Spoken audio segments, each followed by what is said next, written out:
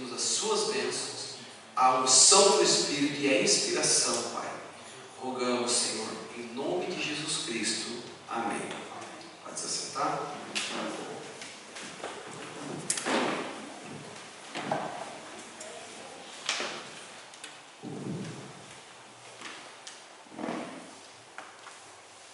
Glória a Deus.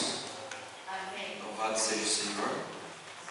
Estamos confiando que o Senhor nos abençoará mais uma vez nesta noite, através da sua palavra.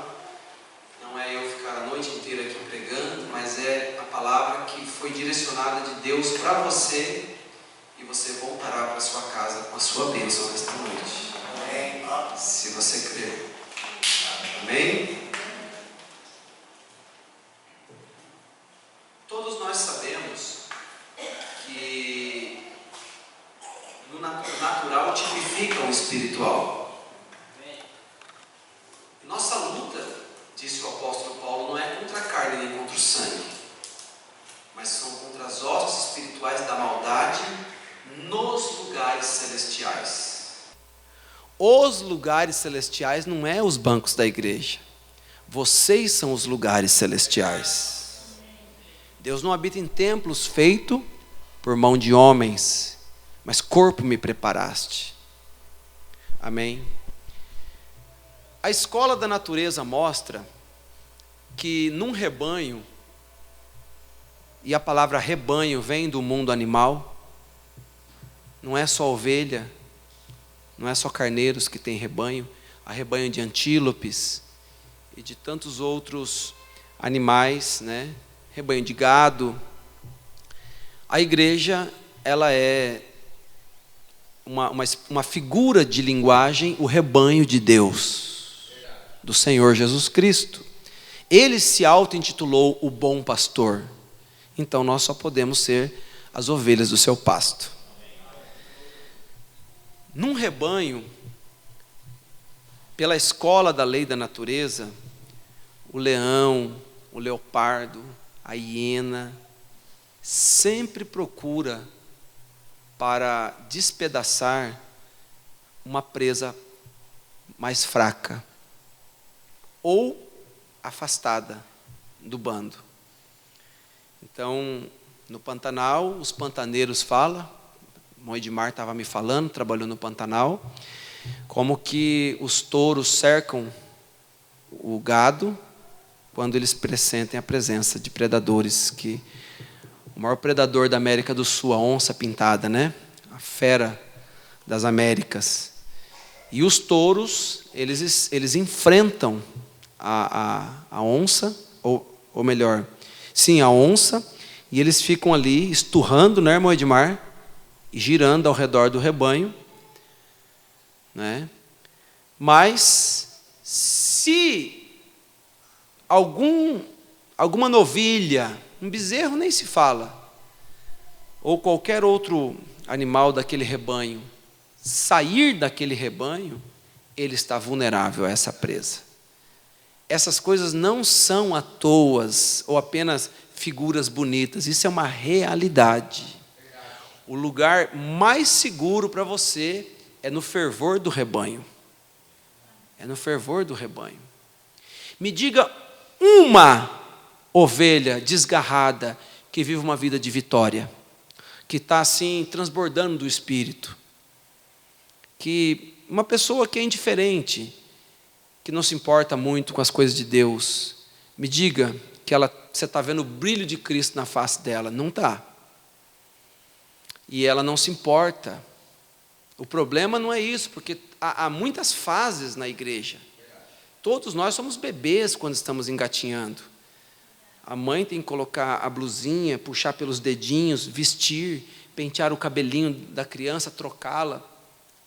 Mas o menino de 19 anos, que está comendo mingau e de pijama, 11 horas da manhã, sentado no fundo do quintal, brincando de bolinho de barro, mostra que ele tem algum problema, algum déficit, né, no seu sistema cognitivo, e algum problema ele tem.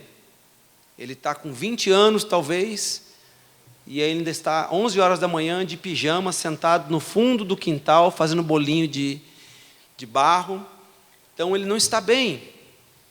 Então existem as fases, e Deus quer que a igreja cresça na fé a cada dia.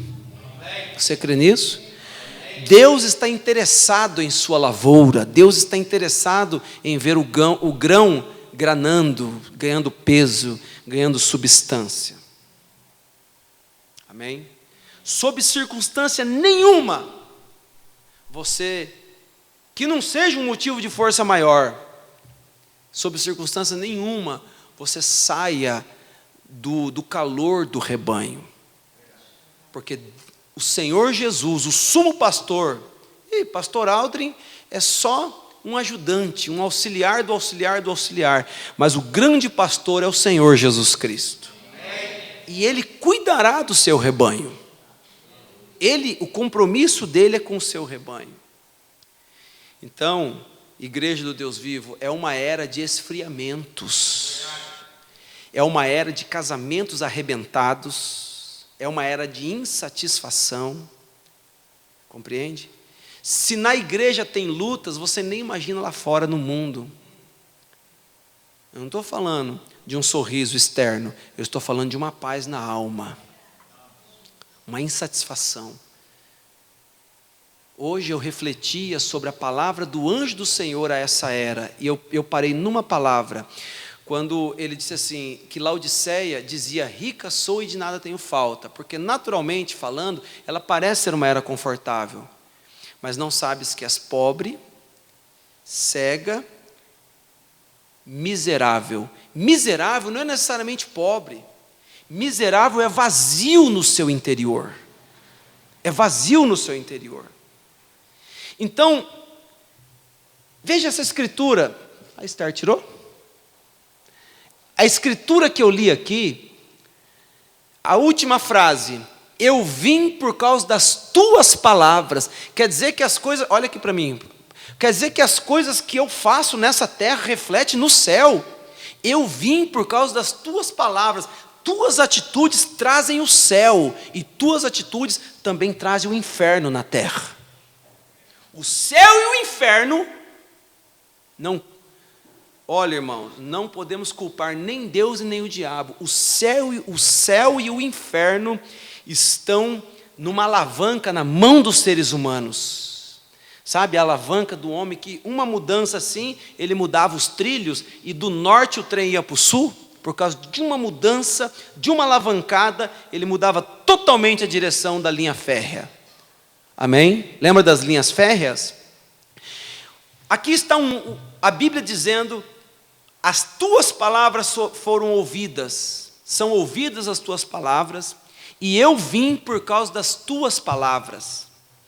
Mas Laodiceia é muito, porque miserável está abaixo de pobre. É difícil uma pessoa miserável. E você sabe o que me levou a essa reflexão? Ontem à noite, eu passei com a minha esposa no supermercado, e um homem bem vestido veio no caixa, assim que eu terminei de dar um troco, e eu ia guardar o dinheiro que eu tinha na mão. A irmã Vivi tomou até um susto.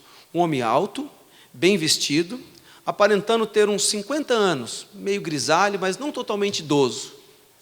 E chegou para mim, pedindo um dinheiro porque ele queria comprar um maço de vela.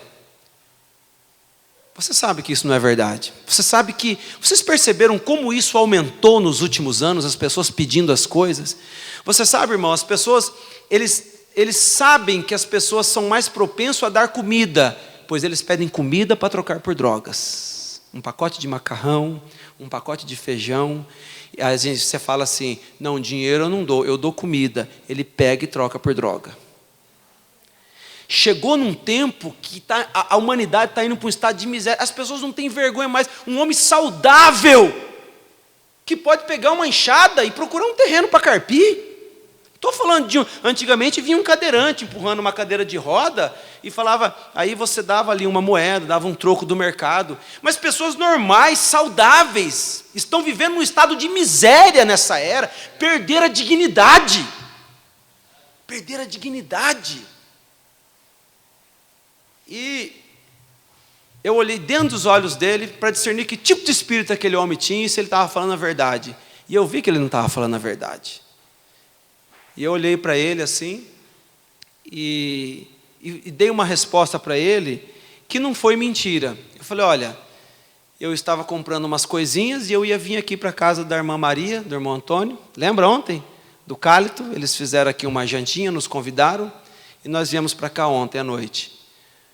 E o irmão Aguinaldo tinha me passado um dinheiro. Eu falei, esse dinheiro não é meu. E não era meu mesmo, era seu, irmão Aguinaldo. Esse dinheiro não é meu, só estou aqui comprando um refrigerante para levar uma linguiça lá para somar lá na janta, né? E umas coisinhas ali. Mas mesmo que fosse meu, eu não queria dar, porque eu sabia que era mentira aquilo. A gente tem prazer em ajudar alguém realmente necessitado. Mas daí eu fiquei assim pensando, irmão, como que as pessoas estão descaradas nesse dia. E uma história de que estava com a luz cortada e queria comprar um maço de vela. Bem vestido. E a menina do caixa falou, não, ele está aqui faz dia, ele vem aqui, cada dia ele inventa uma coisa. Mas foi a primeira vez que eu vi esse senhor. E quem não conhece e vê assim uma pessoa assim, você pensa que se você não sabe como é que está o quadro aí fora, você até pensa que é uma coisa séria. E daí isso me levou, hoje eu fiquei pensando naquele senhor, de como ele me olhou na face, e eu pensei, como que a era de Laodiceia está em evidência? As pessoas estão miseráveis. Miseráveis. Ora, enquanto você tiver saúde, você vai sair pedindo as coisas para as pessoas, você pode não ter o que comer em casa. Deus te dará uma condição de alguma coisa se você tiver boa vontade. Seu vizinho está lá, fazendo um muro, sentando no tijolo, vai lá, o senhor quer ajuda aí? Não tem dinheiro para te pagar. Não estou pedindo para você me pagar nada, eu vou te ajudar aqui. Você começa a ajudar ele lá, passa alguém e fala, tem um serviço ali, você não quer fazer para mim? Não é assim? Então, irmão, mas é uma era miserável. Então, esse estado de miséria, e só aparece em Apocalipse 3, é só na era de Laodiceia que apareceu esse rica, como diz, rica sou e de nada tenho falta, e não sabes que és pobre, cega, miserável. Aí você fica tentando entender, o que é miserável? Será que assim eles estão vivendo no submundo da pobreza? Não é, miserável é um estado de espírito, sem dignidade. A pior coisa. Mas eu sei que isso são reflexos, são sequelas de um mundo sem Deus. Um mundo sem Deus. E é um passando o outro para trás e tanta coisa, mas Jesus não disse que por aumentar a iniquidade o amor de muitos esfriaria? É esse dia. Há uma frieza, porque aumentou tanta iniquidade, que em quem que você vai acreditar? De pastor a membro, aprontando. Em quem que você acredita? Então não está fácil as coisas. Só Deus, irmãos. E quem tem um pouquinho de crédito, lute para manter o teu crédito. Amém. Luta para manter o teu. Vai, arranha a tua vida. Joga a tua vida na lata de lixo. Para você ver, para depois você ver como o inimigo vai trabalhar com isso na sua vida. Por isso, as nossas atitudes na terra refletem no céu. Verdade. Amém? Então, vendo aqui os jovens cantar, vendo a igreja reunida, eu sei que hoje tem ausências, está frio, crianças pequenas, eu não estou falando de alguém que faltou culto, não é isso que eu estou falando, mas eu quero dizer, mostrar para você, esse achar que as coisas, tanto faz ou não tem nada a ver, tanto faz, não tem nada a ver.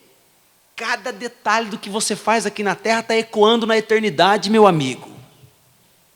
Tua atitude no banco ecoa na eternidade, teu aleluia ecoa na eternidade, tua atitude para com Deus ecoa na eternidade, tua oração. Você acha que as coisas não fazem diferença?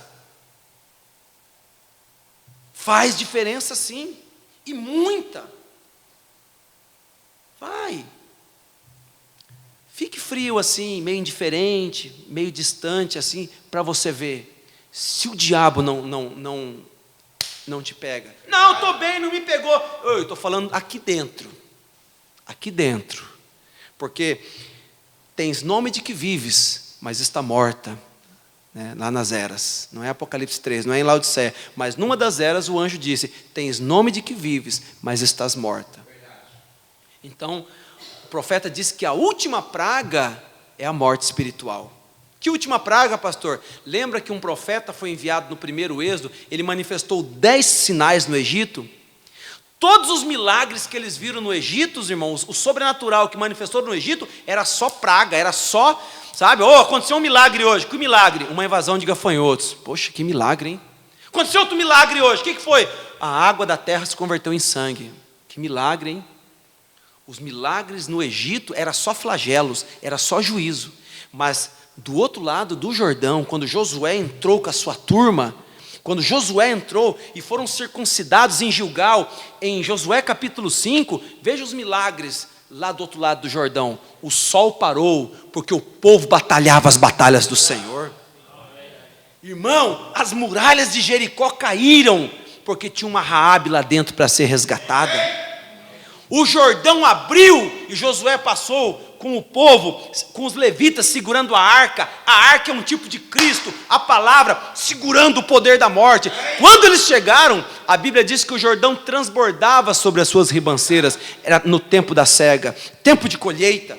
Tempo de colheita, disse Jesus em São Mateus, aponta para o fim do mundo, o final dos tempos. E no tempo da colheita, Cristo, a arca, a palavra, veja, ela para na cruz do Calvário e segura o poder da morte. E alinhado, passou tribo por tribo, Judá primeiro, Dan, Simeão, foi passando as tribos, todas alinhadas, a palavra na frente. Diferente de quando abriu o Mar Vermelho, que foi Faraó rugindo atrás, e aquele desespero, Moisés não tinha sepultura suficiente para nos trazer eles aqui para morrer, e aquele desespero, e Deus abriu o mar. Ambos os profetas abriram as águas, mas veja lá no grupo de Josué, como foi que as águas do Jordão se abriram. E Jordão significa morte, fazer morrer a si mesmo. Deus abriu o Jordão para que Elias cruzasse o Jordão a pé e encontrasse a carruagem de fogo do outro lado. Amém? Então, irmãos, nossas atitudes aqui na terra refletem no céu. Escuta, nem que eu não pregasse um culto de louvor, os hinos que vocês cantaram aqui, as participações de fora, de vocês, Mount Calvary, isso aqui é cura para a tua alma.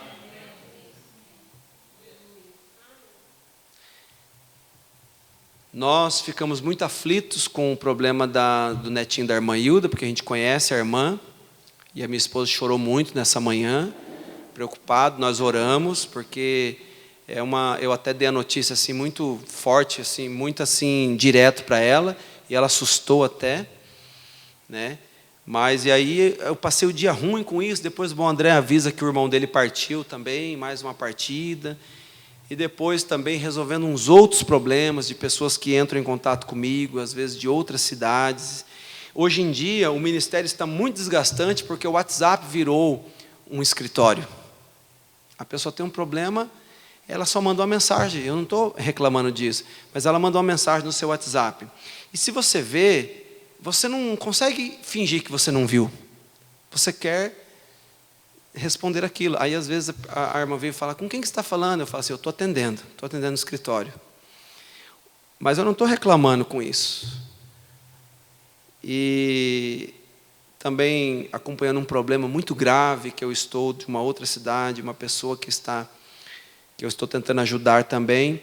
Então, aí o espírito da gente fica um pouco opresso, né?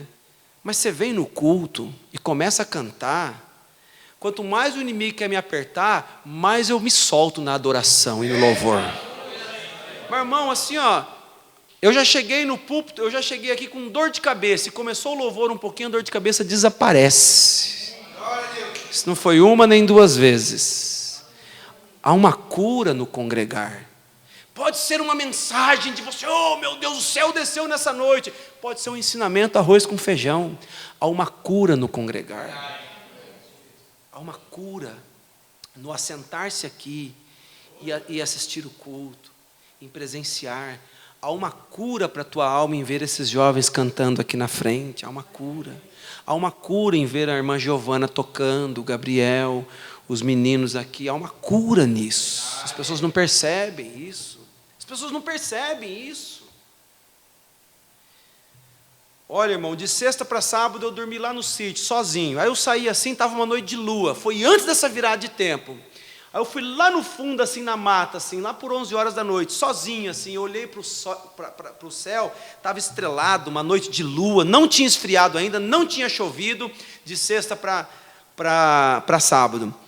Irmão, mas me deu um choro de alegria na minha alma, e eu chorei.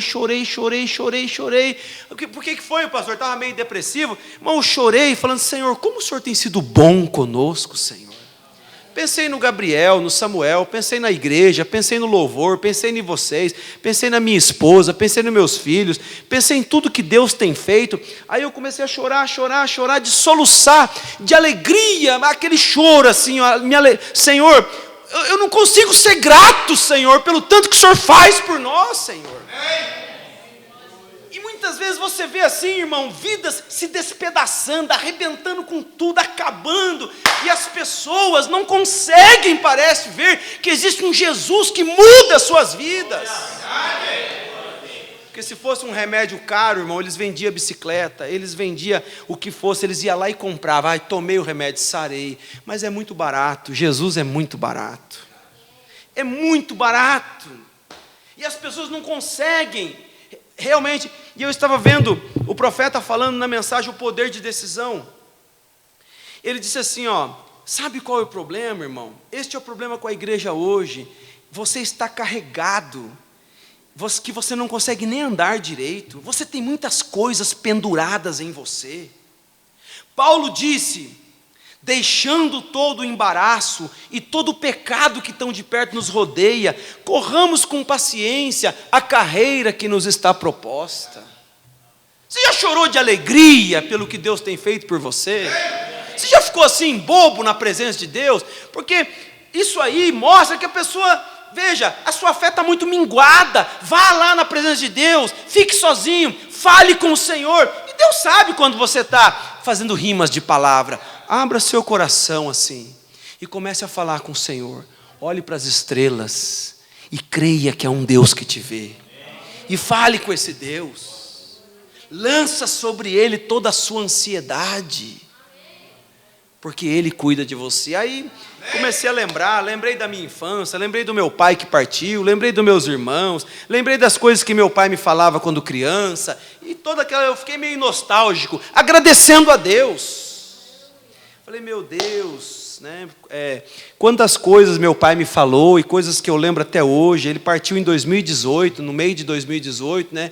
Parece que foi ontem, já faz alguns anos já que ele partiu. Que saudade que me deu dele ali. Falei, eu queria que ele estivesse aqui, vendo as coisas. Mas eu disse assim, mas ele está naquela sexta dimensão, em um corpo transformado, em um mundo melhor, com coisas melhores. Esse aqui é o negativo, há um positivo lá em cima. Quando o negativo e o positivo se unir, dará lugar ao corpo glorificado.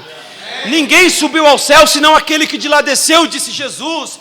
Então, há um negativo aqui que clama pelo positivo lá no céu. Quando esses dois se unirem, e o que é esse outro, pastor? É uma dualidade? Não, é a sua teofania, é o seu corpo teofânico. Lembra que a Bíblia diz, o anjo do Senhor acampa ao redor daquele que o teme. O anjo do Senhor que acampa ao teu redor é a tua teofania, diz o profeta. A gente canta, podes ouvir tua teofania te chamar. Só que às vezes as pessoas pecam tanto na mensagem, o som incerto. O profeta disse que a alma está ligada à consciência. A primeira vez que você pecar, você vai sentir uma reprovação enorme no seu coração. A segunda vez vai parecer mais normal. A pessoa sai da igreja e não vai de cara para o antro de prostituição. Ela vai indo gradativa assim, com brincadeiras, e vai indo. Ela não sabe aonde que ela está entrando. Daqui a pouco você vê uma situação que você fala, meu Deus, não dá para pensar que essa pessoa estava na igreja ontem cantando e louvando o Senhor. O que aconteceu? A consciência que está ligada à alma se afasta. Você já viu as pessoas falar assim, ô desalmado, a alma se afasta. O que o animal tem? O animal tem corpo e espírito, o animal não tem uma alma, e ele age por instinto. O homem cuja alma se afasta, começa a agir por instinto, que é só satisfazer os desejos da carne. E a carne quer as coisas da carne, e a inclinação da carne é a morte. E o espírito e a carne, eles combatem. O espírito quer as coisas de Deus, mas a carne quer as coisas do mundo, quer vaidade, quer mostrar aparência. Então há uma luta dentro de você. E se você fizer a vontade da carne, você não vem para a igreja não. Se você fizer a vontade da carne, você sai por aí aprontando, achando que você faz e ninguém descobre. Que você é o perfeito. Fala, não, o que eu faço bem feito. Tem um Deus no céu que te vê. E que revela as coisas para quem Ele quiser. Veja bem, a alma se afasta. Vocês sabem que poucos segundos antes da morte, as pessoas gritam e desesperam, e o médico fala, ele está delirando, ele está fora de si, ceda a pessoa. O profeta diz, esse sedativo, nos últimos minutos de morte, tem impedido muitas confissões final. Porque, irmão, nos 3 últimos minutos de vida, Deus encontra ainda uma pessoa se ela clamar. Encontrou o ladrão da cruz nas últimas horas de vida dele. Dali ele não escapava mais. Mas ali ele ganhou a salvação. Não foi? Então, mas a alma se afasta. E na hora da morte a alma se aproxima. Quando a alma se afasta, a alma está ligada com a vergonha. A alma está ligada com o bom senso. Quando a alma se afasta, a pessoa perde a vergonha. Quando a alma se aproxima, a pessoa cora a face, ela tem vergonha. Tem certas atitudes que você não tem porque você tem vergonha. Mas à medida que a alma se distancia, ela vai embora, pastor? Não, na hora da morte ela se aproxima. Sabe o que é o inferno? Diz o profeta. Porque, irmão, o inferno, as pessoas que morrem sem Deus, elas não vão para o inferno, elas estão... É como se você saísse da tua casa para ir no supermercado comprar algo. No meio do caminho você tem um impedimento. Você nem chega no supermercado, você nem consegue voltar na tua casa. O inferno é a metade de um caminho. O inferno é um lugar que você fica de tormentos ali. Na 5ª dimensão, um lugar de tormentos. Porque haverá o inferno, que é o lago de fogo, onde Lúcifer e seus anjos serão jogados. Ah, mas o senhor pode provar isso na Bíblia? Posso provar isso na Bíblia. Porque Jesus contou a parábola daquele homem que do inferno levantou os olhos e disse, pai Abraão, põe o teu dedo na água e pinga na minha língua, porque eu estou em tormentos aqui. E ele estava conversando. Agora, a Bíblia para mim é um livro sério. A Bíblia para mim é um livro sério.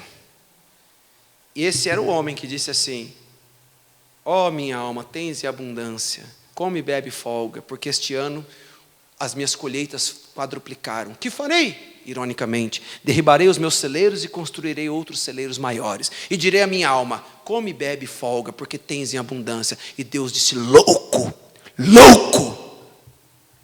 Muita gente vai escutar Deus falando, louco, você foi louco, porque você tinha chance de vir à minha presença, mas você colocou as suas confianças nas coisas terrenais. Louco, são loucos. Por mais sábios e inteligentes que parecem ser. Louco, essa noite eu pedirei a tua alma. E o que tens preparado? Para quem será? E o que tens preparado para mim? Ele não tinha nada no céu. Esse homem, era aquele que chegou em Jesus e disse, bom mestre, que devo fazer para herdar a vida eterna? Conhece os mandamentos? Não adulterarás, não matarás, honra teu pai e tua mãe, não dirás falso testemunho. Tudo isso tenho feito desde a minha infância. Você vai falar o que para esse homem? Ele se auto-julga intocável? Tudo isso tenho feito desde a minha infância. E agora? Você vai falar o que para ele? Tudo isso tenho feito. Será que Jesus ia falar, parabéns, então você está no céu. Falta-te uma coisa. Você viu que o que Jesus pediu ao mancebo de qualidade não foi pedido a ninguém da Bíblia, só para ele? Ah, mas Deus pediu o filho de Abraão. Pediu, mas no último momento disse, não estenda sua mão contra o menino. E um filho vale mais do que riquezas terrenas. E Deus não permitiu, não foi? Quando ele prontamente fosse fazer o que Jesus falou, certamente o mestre diria, não, pode deixar tuas coisas, vem e me segue. Eu só estava querendo ver aonde está o teu coração. Porque quando Jesus disse, pega o que tu tens, reparte com os pobres, dá aos pobres, vem e me segues, vem ser um discípulo, vem me seguir. E aquele que se alista para essa batalha, aquele que milita, não se embaraça com os negócios dessa vida, para que possa agradar aquele que o alistou para a batalha. Falta-te uma coisa, só faltava uma. Ele simplesmente deixou passar aquela oportunidade e aquilo se foi. Você entendeu? Então a alma, ela se afasta e depois ela se aproxima. Mas a alma, o que é a alma, pastor?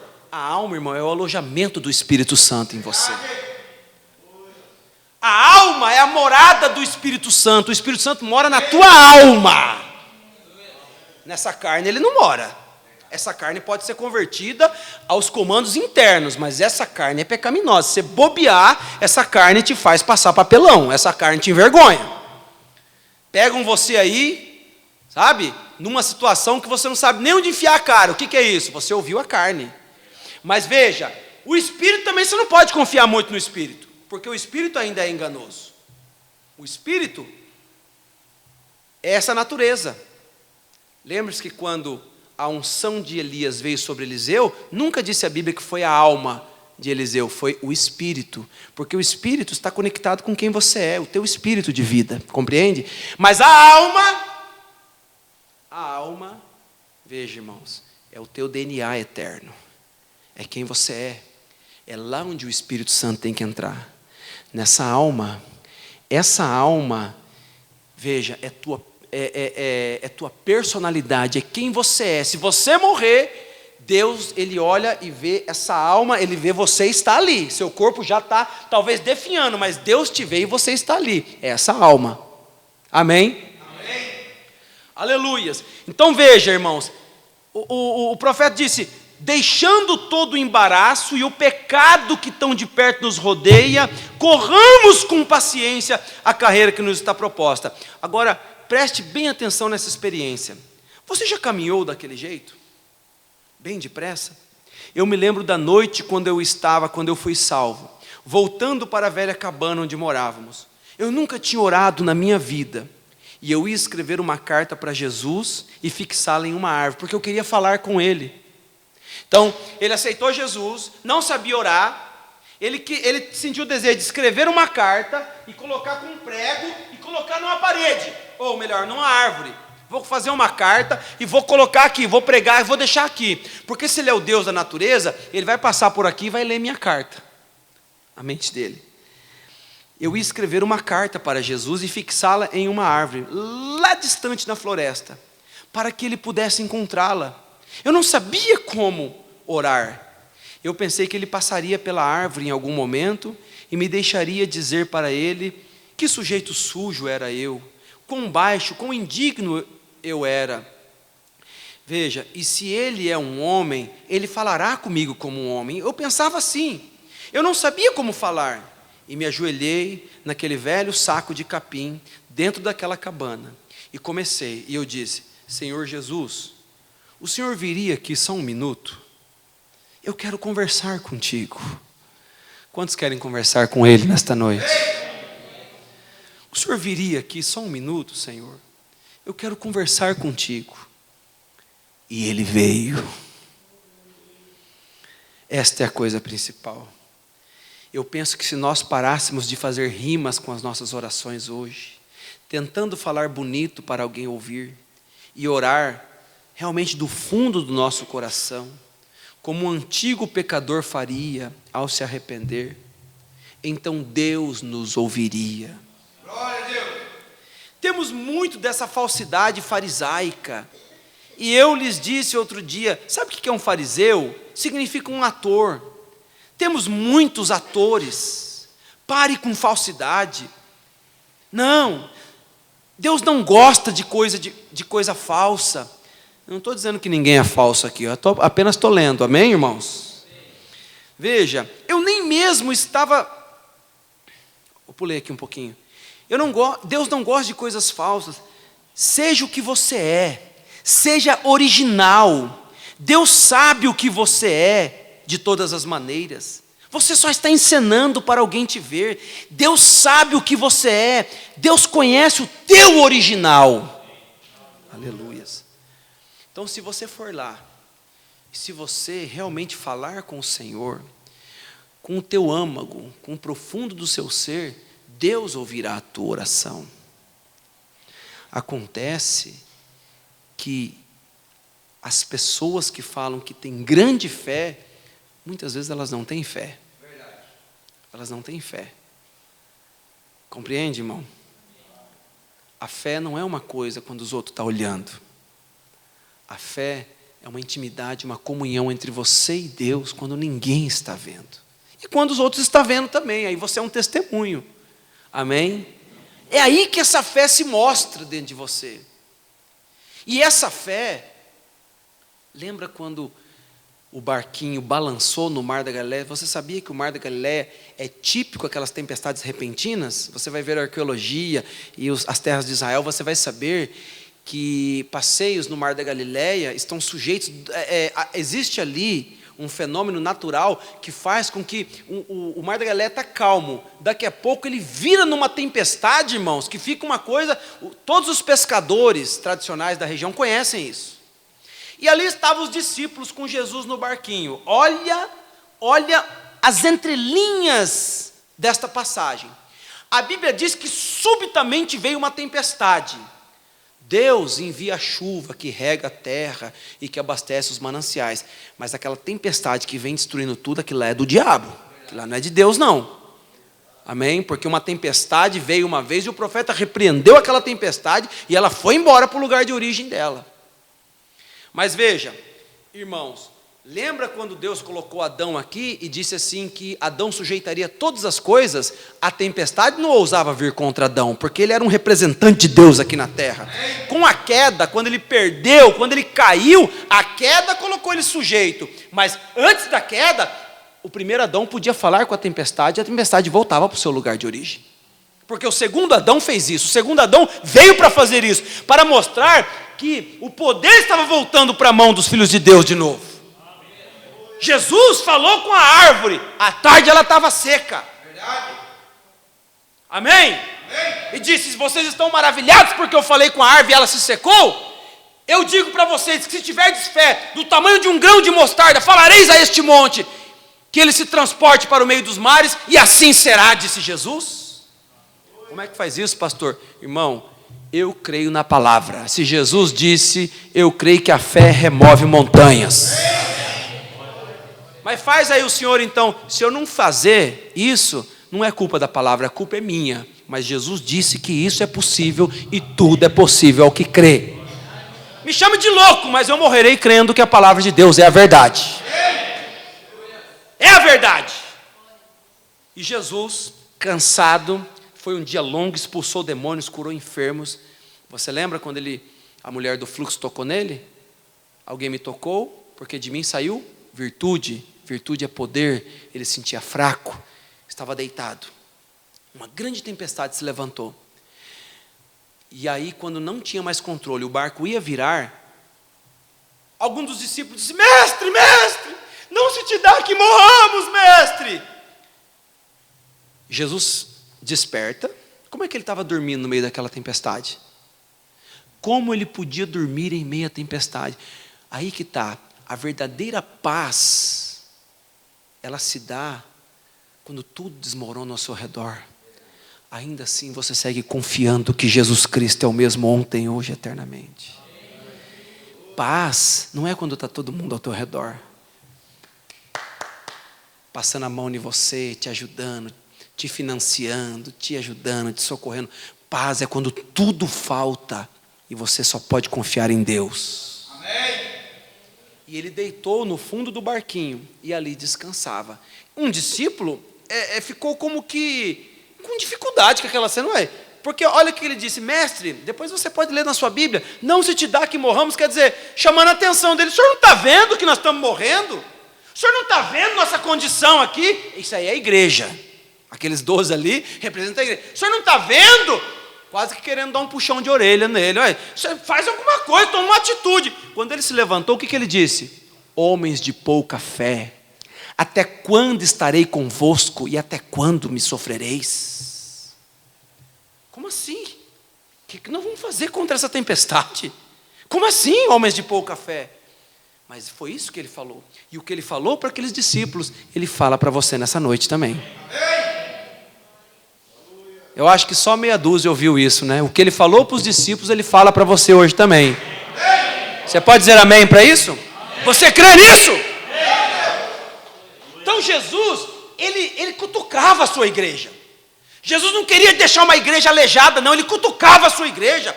Ele mexia com ela. Esses reclamões da vida, esses murmuradores da vida, só vive reclamando. Jesus te cutucaria em vez de te adular. Jesus te empurraria em vez de, vem cá, calma. Jesus falou: o que foi com você? Você não crê, não? Você não crê na minha palavra? Eu não disse que as obras que eu faço, vós também as fareis, e que estarei convosco todos os dias? Deus gosta de atitude na sua igreja, irmão. Aleluias! Você vê isso em Josué capítulo 1. Não te pasmes, não te espantes. Eu, Senhor teu Deus, serei contigo. Onde colocares a planta dos teus pés, tira teus pés e olha para o chão. É o meu rastro ali, Josué. Onde colocares os teus pés, eu, Senhor, sou contigo. Tão somente esforça-te. Olha o que ele pede. Tão somente esforça. O crente não quer se esforçar. O crente não quer se esforçar. Você pensa que milagres é Deus vir resolver as coisas? Milagre tem uma parte natural, meu filho. Me mostra um milagre na Bíblia que não teve uma parte natural. Todo milagre começa no natural e termina no sobrenatural. Olha para Maria. Como será isso, Senhor, visto que não conheço o varão? O anjo disse: o Espírito Santo fará sombra sobre ti. Porque ela estava com dificuldade. E o que proceder de ti será chamado Filho do Altíssimo. Ah, é? Eu sou a serva do Senhor. Cumpra-se em mim segundo a tua vontade. Ei, você quer ver uma coisa? Você quer ver uma coisa? Lembra de Isabel e Zacarias? Isabel também não gerava. E Zacarias, o velho sacerdote aposentado, já no final da idade. Chegou ali, no final da sua vida já, e o anjo disse que Isabel conceberia. Lembra disso na Bíblia? Isabel conceberia. Isabel nunca tinha gerado. E aí, o anjo veio e disse: Zacarias, tua esposa terá um filho, e começou a ministrar ele, o anjo Gabriel. Você pode ver isso no Evangelho de São Lucas, lá no comecinho. Daí, Zacarias, o profeta fala sobre isso na mensagem A Crença de Maria. Ele disse assim: veja, quando o anjo encontrou Zacarias, o sacerdote no templo, ele era um homem idoso, ele tinha lido as escrituras, ele tinha pensado nas escrituras, porque ele era idoso e sua esposa era estéril. O mesmo anjo lhe disse, depois dos dias da sua ministração no altar, movendo o incenso sobre as pessoas e orando, quando você terminou o trabalho sacerdotal dele, que quando ele fosse para casa, sua esposa conceberia e teria uma criança. E aquele pregador questionou o anjo. Vocês lembram que Zacarias questionou o anjo? O que aconteceu com Zacarias? Quem lembra? Ele ficou mudo. Ei, o mesmo anjo não encontrou com Maria? O mesmo anjo encontrou com Maria. E ela disse: eu sou a serva do Senhor, cumpra-se em mim segundo a tua vontade. O mesmo anjo encontrou o sacerdote, ministrou a vida inteira, calejado no ministério, duvidou do anjo do Senhor, ficou mudo. Qual que é o instrumento de trabalho de um sacerdote? A boca, a palavra. Ele trabalha com a palavra, ele é um pregador, ele ministra. Ficou mudo. Mas a donzelinha, talvez ela tinha uns 16 anos. O profeta disse que ela ia ao poço naquele dia, pensando na escritura de Isaías 7,14. Uma virgem conceberá. Que coisa maravilhosa será quando isso acontecer. Ela não estava pensando asneiras e coisas de tonterias. Ela estava pensando nas coisas de Deus. É quando você pensa nas coisas de Deus que Deus se manifesta. Amém, irmãos? Então, eu disse que o milagre tem uma parte sobrenatural e uma parte natural. A parte sobrenatural estava ali, mas a parte natural, Zacarias entrou em dificuldade. Eu sou um homem idoso, minha esposa nunca concebeu. E aquele pregador questionou o anjo: como pode ser isso? Eu sou velho e minha esposa é velha. Ele tinha vários exemplos na Bíblia. Na Bíblia não teve Ana, que concebeu de Eucana, e teve o menino Samuel. Ana não era estéril. Tinha Ana na Bíblia, diz o profeta. Tinha Sara. Sara também não concebia. Lembra que Sara não concebia? Lá na idade avançada, o anjo do Senhor, na pessoa de Elohim, não encontrou ela, e ela não concebeu. Então tinha Sara. Veja, houve Sara que trouxe Isaac quando estava aproximadamente com 100 anos de idade. E ali, aquela mocinha teve que crer em algo que nunca tinha acontecido. Eu estou dizendo para você que Maria não tinha o tanto de exemplo que Zacarias tinha. Porque Zacarias disse, o anjo disse que eu vou ter um filho e que minha esposa vai conceber. Mas espera aí, será que ele não conhecia a história de Abraão? Será que ele não conhecia tantas histórias bíblicas, a de Ana? E ele tendo passagens bíblicas, mas que mulher que tinha já concebido? Virgem? Nenhuma. E Maria creu a si mesma. Quem é Maria? É o tipo perfeito da noiva do tempo do fim. Maria é o tipo perfeito da noiva do tempo do fim. Ela crê na palavra e ela não aceita nada menos do que a palavra na sua vida. Aleluia! E aquilo, na hora que ela disse, ela creu, a célula de vida criou em seu ventre. E uma concepção começou ali. Ela concebeu, melhor dizendo. Amém? Conceber não é dar à luz, conceber é engravidar. E uma gestação começou a partir que ela creu na palavra e disse, cumpra-se em mim segundo a tua vontade. Que Deus te abençoe nessa noite. Ah, pastor, já está terminando? Estou terminando. Essa palavra é suficiente para você. Amém? Vencer. Tomar Deus em sua palavra. Você está com medo do quê? Você tem um Deus que tudo pode. Você serve um Deus poderoso. Esse Deus faz a diferença na sua vida. Você ouviu nessa noite que paz não é todo mundo te adular. Tudo desmorona. Embora o mundo se desfaça ao seu redor, no prêmio seus olhos estão. Isso é fé em seu coração. Amém. E nós vamos terminar esse culto com uma palavra de oração. Vamos ficar de pé em nome de Jesus Cristo. Uma palavra de oração por quem necessitar. Se você quer mandar essa oração para alguém, você vai mandar, mas você tem fé nessa noite. Se é por você, se você não crê, eu não posso fazer nada por você. Se você crê, a vitória está aí na tua mão agora mesmo. Deixa eu ver a sua mão, levanta a sua mão assim, ó. A vitória está aí na tua mão agora. Em nome de Jesus Cristo. Aleluias. Glória a Deus. Ore comigo. Deus poderoso. Nós terminamos o culto aqui, Senhor. Essa palavra de encorajamento, mostrando para a tua igreja, Senhor, que tudo o que acontece na terra reflete no céu. Tem gente que está esperando o céu se mover. É a terra que tem que se mover, Senhor. Tem que começar aqui na terra, Senhor. Meu Deus. Senhor, eu quero que o irmão Armansar e seu esposo cantem um hino enquanto nós terminamos. Senhor, eu quero orar por essa criança, o Calebinho agora, Senhor. Como a família tem chorado, Senhor, por esse menino.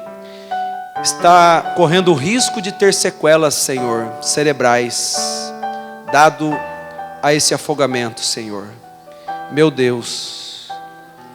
Mas nós falamos de um Deus poderoso nesta noite. Nós invocamos um Deus poderoso. Nesta noite, Senhor, nós dormiremos em paz, confiando, Pai, que Jesus Cristo é o mesmo ontem, hoje e eternamente. E que Satanás está derrotado e ele vai debaixo da planta dos nossos pés. Senhor, eu não tenho nada a ver com incrédulos, eu estou falando com o coração daquele que crê nesta hora, Pai. E aquele que crê, Pai, que pode receber a sua palavra, sem contestá-la. Aquele que recebe a tua palavra, Senhor. Meu Deus, que a tua palavra encaixe como uma luva, Senhor. Ele crê, Senhor. Ele é sobrenatural aqui nessa noite, Pai. A noiva é sobrenatural. A noiva é um povo zeloso e de boas obras, Pai. E nós repreendemos o poder da morte, do inferno agora, em nome de Jesus Cristo. E declaramos a vitória pelo poder de Deus. Em nome de Jesus Cristo. Declaramos a vitória pelo poder de Deus, Pai. Senhor, olhamos para o sangue, Senhor. O sangue de um cordeiro, Pai. Meu Deus, que foi derramado pelas ruas de Jerusalém e verteu naquela cruz. Através dele, nós temos vitória nessa noite. Em nome de Jesus Cristo. Senhor, aqui na igreja agora, Senhor. Ó Pai, afasta toda a opressão. Tira, meu Deus, todo medo. Tira, meu Deus, em nome de Jesus, espírito das trevas que vem importunando, que vem tirando a paz, a harmonia, tirando o sentido da vida desta pessoa, no nome de Jesus Cristo, seja repreendido pelo poder de Deus agora, em nome de Jesus Cristo, Senhor, para que teus filhos tenham confiança, Pai. Ó Pai, que toda obstrução seja retirada, Senhor, que todo obstáculo seja removido agora, Pai. Pai, um grãozinho de fé removeria uma montanha, Pai. Então nós oramos por cada pessoa necessitada agora, em nome de Jesus Cristo, a que receba a sua cura, que receba a sua bênção, que receba a sua vitória nesta noite, pelo poder de Deus, Pai. Oh meu Deus, em nome de Jesus Cristo, para a glória de Deus. Amém. Pode cantar. Deus abençoe a todos em nome de Jesus Cristo. Que a graça de nosso Senhor Jesus Cristo, a comunhão do Espírito Santo, seja com os vossos corações. Deus te abençoe, em nome de Jesus. Cumprimente seu irmão, diga Deus te abençoe. Às vezes parece que te afundas e a saída não vês. Dizem que Deus tem te deixado porque você ainda crê nele. Diante de mim há um caminho, não vou desistir, para a frente estou olhando. Sei que devo seguir lutando. Cheguei tão longe para voltar atrás.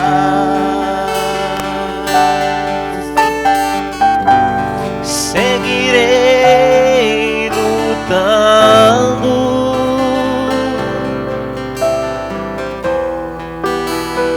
até chegar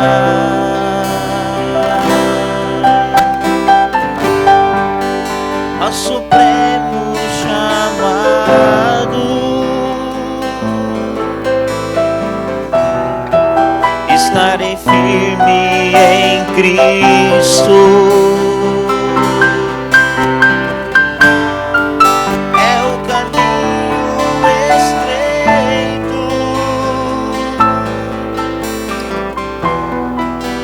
Pelo prêmio correrei, de assentar-me um dia ao seu lado.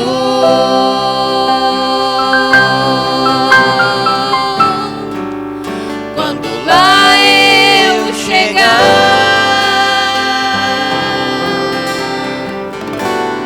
ele não disse que seria fácil. Ele não disse que seria fácil, mas ele me sustenta dará, mas Ele me sustentará.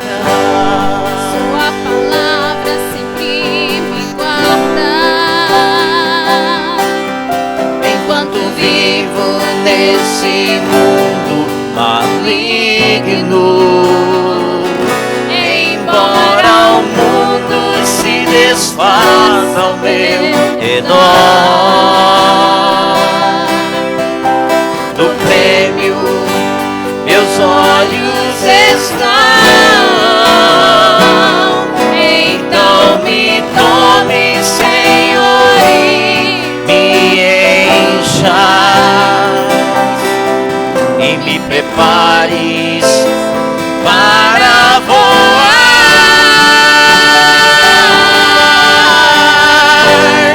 Seguirei Lutando lutando até chegar ao supremo chamado. ao supremo chamado. Estarei firme em Cristo. É um caminho estreito, mas pelo prêmio correrei, Mas pelo prêmio correrei, e assentar-me um dia ao seu lado.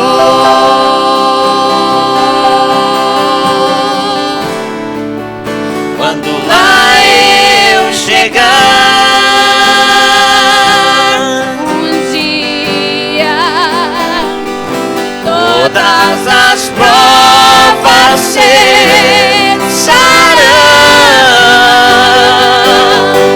Não terei mais lutas. Ele dirá: podes entrar, tu tens vencido.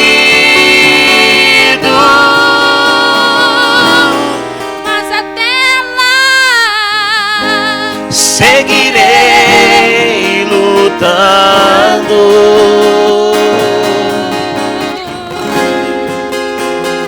até chegar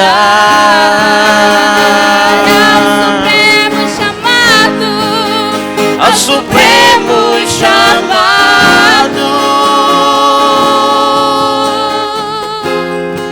Estarei firme em Cristo. Em Cristo É um caminho estreito, mas pelo prêmio correrei, de assentar-me um dia ao seu lado.